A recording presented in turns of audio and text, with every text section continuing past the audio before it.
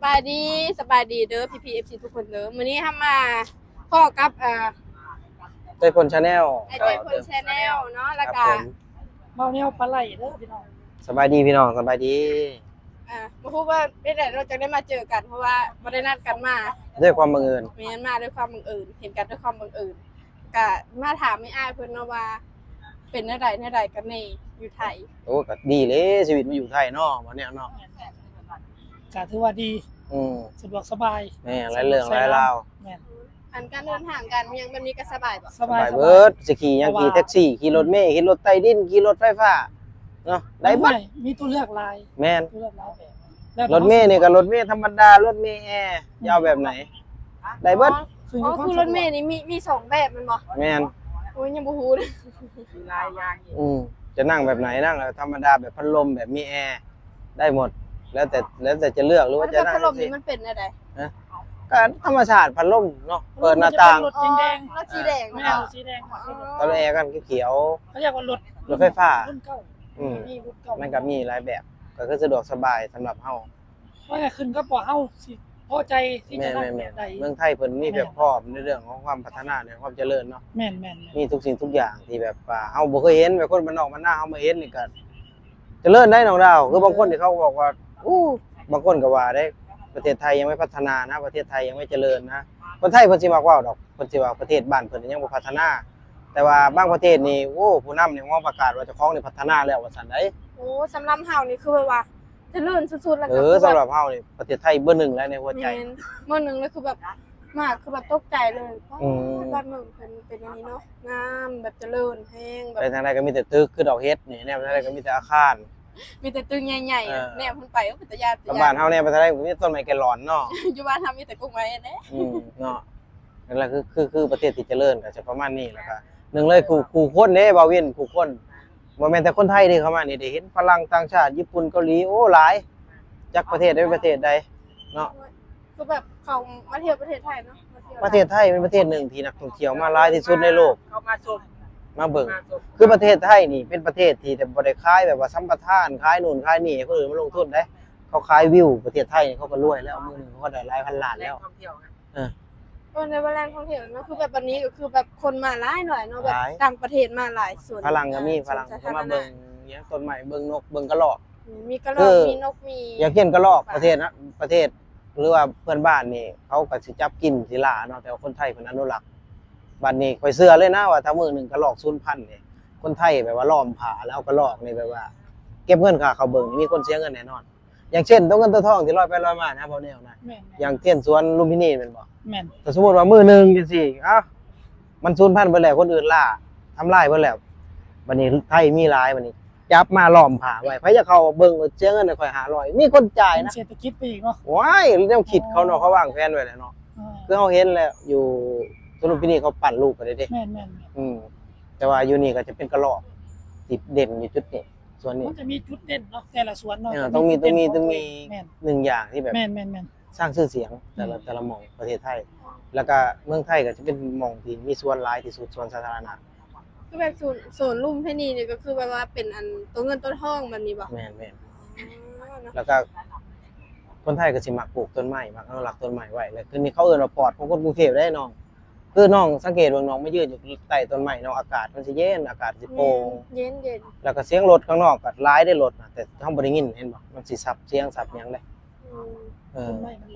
กุ้งไม้หลายเนาะกุ้งไม้หลายก็ดีเด้มันช่วยได้หลายอย่างพอกอากาศแน่ถ้าว่าอยู่ส่วนบ้านเฮานี่ตัดเฮ็ดทานโอ้ต้นใหญ่ๆจังซี่นี่100ชอบเด้บ่เห็นเงินหลายได้ไปบุญเด้บุญบางไฟบ่ได้บ้านเผาถ่านได้ไม้ยังอันไม้อันซ้ำช้านี่อลังหรือซ้ำช้าแต่บ่แม่นอลังประเทศไทยน่ะขนาดต้นไม้อีหยังก็ต้องบุญที่เขายังมีชื่อบอกก็ถูกต้นไม้ขี้เล็กบ่แม่นบ่ไปแม่นซ้ำช้าตัวนี้แม่นบ้านเฮาบ้านเฮาบ้านเพิ่นบ้านภาษาบ้านเพิ่นเนาะภาษาบ้านเฮาภาษาผู้ไทยเนาะใบมันคือใบมันขี้เล็กเลยก็เลยสาวอัศพรบ่สาวอัศพรเก็บประจำบ่อัศพรสาวผู้ไทยเนาะว่าแต่เพิ่นก็ได้มายืน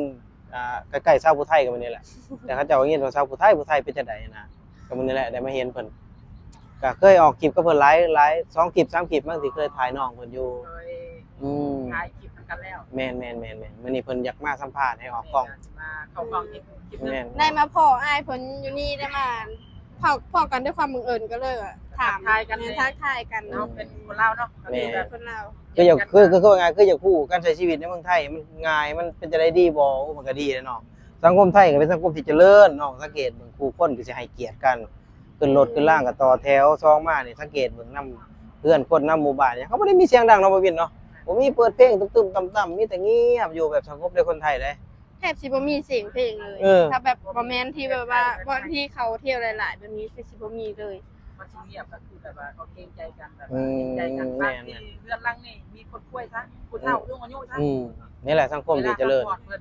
สังคมเจริญสังคมพัฒนามันเป็นแบบนี้เด้ก็คือน้องดาวนี่ก็ต้องเรียนรู้หลายๆอย่างให้น้องแต่ว่าเพิ่งเข้ามาก็ต้องเขาเรียนรู้หลายอย่างเพิ่นเป็นจะได้บางเทื่อนี่เอาซื้อลำโพงไว้เปิดดังๆก็บ่ได้เด้รบกวนเพิ่นเด้ข้างห้อง บ่กล้าเปิดแบบว่าเฮาก็เกรงใจเขาแบบ แล้ว นี้ แต่คนมีบ่ ในซอยข่อยบ่มีเด้ อ๋อ ในซอยข่อยบ่มีบ่เห็น บ่เห็นบ่ แม่น อืม เพราะว่าคนไทยมันเป็นคนที่จัง ค ได๋ วามส นะ งบเนาะหลักความสงบ เป็นคนที่เกรงใจคนอื่นว่า แม่นแม่นแม่น เป็นคนที่ว่าเฮ็ดหยังเขาคิดก่อนนะเป็นเรื่องจริงเด้ แต่ว่าคืออยู่บ้านเฮานี่เนาะซื้ออันใหญ่ๆมาเปิด เอ เลย อเอิ้นเจ้าใหญ่ปาก15เอิ้นข่อยปาก18นั่นแหละแข่งกันเด้ เกิดเพื่อกันเนาะ อยู่บ้านเฮาคือเปิดแข่งกันเลย แข่งกันเลย เพลงดังเพลงดี แม่แข่งดังโอ้ยไฟดังนี่คือแบบได้เริงเลยไปบ้านสุดยอดเลยได้ไฟดัง รับงานรับหยังก็ถือว่าคนนั้นถือว่ามีชื่อเสียง แม่ อืม แต่ว่าอยู่ไทยบ่แม่นไหน บ่แม่นหลายเรื่อง เพลงทั้งหยังก็อยากเขามีไปสต็อกไลฟ์สไต แม่น ล์ มาเมืองไทยนี่บ่เคยเที่ยวห้างได้บ่เคยขึ้นบันไดเลื่อนขึ้นได้หลายสิ่งหลายอย่างได้ อยู่บ้านเฮามีแต่ปีนโก๊กมะ ใช่ ขาม แต่ว่าอยู่ใต้ดินมันมีเมืองหนึง นี่อยู่ลุ่มน้ำนี่เด้มีนี่เด้ลุ่ม อ้า น้ำ ว เมื ยั อง งหนึงจะพาไปเด้อ มีเมืองใต้ดินเมืองบาดาลที่เรื่องเล่านาคงนาคามีจริง พอจะเห็น เพราะตัวเจ้ามีอีหลีอยู่ลุ่มฮะมี เชื่อ มีอีหลีมีอีหลี มีอีหลีอยู่ ข้อย ใต้ ไปสัมผัส น้ำ มาแล้ว มี เป็นแบบนั้น ข้อยคิดว่าเป็นห้างเว้ย แม่น มี คิดว่าเป็น ๆลงไปคือแบบอยู่ในแบบนี้เลย เย็นฉ่ำเนาะ เย็นๆแต่ว่าเฮานะลงไปตอนแรกๆคือแบบหายใจบ่ออกก็คือสิเป็นวินนี่เพราะว่าแบบโอ้บ่เคยบรรยากาศแบบ แม่ นี้ น มันปรับเอาง่ายว่าร่างกายปรับอากาศบ่ทัน แม่นปรับอากาศบ่ทัน เนาะ ก็เลยแบบว่า เป็นวินแล้วก็หายใจบ่ออกแบบลงไปแล้วคือแบบเฮาคิดว่าอันมันสิมืดแต่ว่ามันก็บ่ได้มืดได้แต่ว่ามันเป็นน้ำเฮาเองที่แบบว่าเฮาย่านเองย่านความมืดแล้วก็ย่านแบบว่า ลงไปมันอันอยู่เทิงนี้มันสิลงทับเฮาอยู่รูมบันไดนี้ อืม ข้อยเป็นคนสวรรค์คือกันเป็นคนสวรรค์นักเขต คนบ้านใดเมืองใด เป็นคนเมืองไซบูทองเนาะมันปลาไหลนั่นเองเด้อทุกคน บ้านปลาไหลคืออยู่อันแถวใดแถว อยู่ไซบูทอง ใช่ผู้ทางแถวดงกิโลปะ บ่แม่น ใช่ผู้ทาง ไซ แต่ บู บ่ ท ท อ อง งมันมีทั้ง แถวรักสามแถวรักสาม แล้วตัดโพน อืม อ๋อไม่ใช่ผู้ทางอ๋ออยู่แถวนี้เนาะ แม่นแม่น หลงกันหลงกันกันมัน ว่า เบาแนวนี้มีผู้สาวแล้วบ่ อันนี้ก็เนาะก็เคยบอกไปหลายช่องแล้วเนาะว่าแนวนี้ยังโสด โสดอลี โสดอลี บ่มี บ่ตัวคันตัวเนี่ยก็ พา คนก็สิมาเห็นแหละเนาะถ้ามาเห็นเลยก็ ไปงานเขา แม่นถ้าเห็นเลยกันเขาแท้อยู่บ่เป็นสุขแท้เนาะ มื้อนี้เจ้ารู้สึกจังไดได้มาออกส่องผู้ ก็ สาว รู้สึกดีเนาะรู้สึกดีกับน้องเพิ่นก็มื้อนี้ก็เคยได้ถ่ายกับน้องเพิ่นรอบนึงแล้ว โอเค แม่นเพราะว่ามื้อนั้นอ้ายเราไปหาอยู่บุทกาศ แม่น เพิ่นนัดกันออกไปถ่ายคลิปนํกันนี่แต่ แม่น ออกไปหากินข้าวกินน้ำนํกันเลยเนาะตามภาษาคน ๆแบบเดียวเนาะ แม่นตามภาษาคนบ้านเดียวกัน เราคือกันว่าซั่นเนาะอ่ะ แม่นตามภาษาคน ใช่ เจ้า ก็ คือ กั กัน นคือกัน แม่น เก้า คือคนลาวนี่ไปใช่ก็คือแบบเห็นกันก็คือแบบนี่นั่นเนาะ หักแป้งกันนี่แหละ ฮักแพงกัน วันหนึงมือเดียวเนาะ ก็อยากฝากถึงผู้ใดที่มาเฮ็ดเวียกทางเมืองไทยก็มาก็ตั้งใจเก็บเงินเก็บคำพอเฮามาก็จุดประสงค์เดียวคือกันเนาะก็มาเฮ็ดงานหาเงิน เพื่อไปจนเจอครอบครัวหรือว่า เพื่อไปเป็นอาชีพของตัวเอง อืม สร้างอนาคตของตัวเอง โดย ก็อยากฝากประมาณนี้เนาะ ไปที่ฮอดเป้าหมายแบบนั้นนะเพราะเขาตั้งเป้าหมายไว้แบบใดเขาก็ต้องให้ไปให้มันฮอด แบบประเทศสำนีเนาะ นั่นเองนะ งั้นสำหรับคลิปนี้ก็พวกน้องก็ไปอ้ายกับขอจบคลิปไปทำนี้เนาะ สบายดีสวัสดีครับ